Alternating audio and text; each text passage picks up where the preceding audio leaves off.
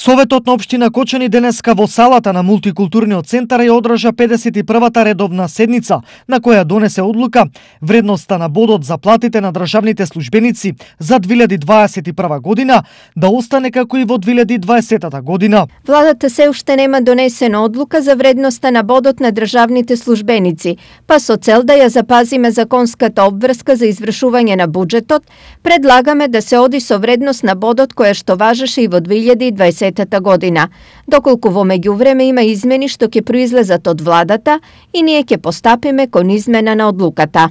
Информираат од секторот за финансии на општина Кочани.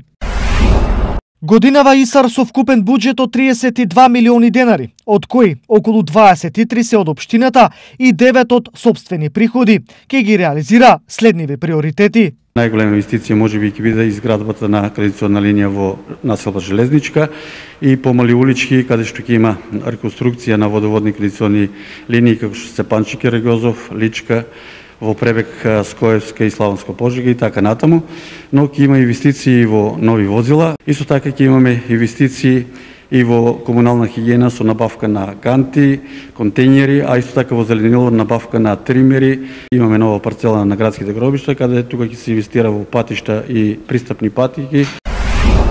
89 годишен жител од село Митрашинци со телесни повреди заврши во болница, откако во него удрил автомобил управуван од 63 годишен беровец. Несреќата се случила во Берово на крстосницата од улица Маршал Тито и Цветан Димов. По незгодата пешекот бил пренесен во медицински центар Струмица, каде биле констатирани тешки телесни повреди. Извршен е увид на местото на настанот.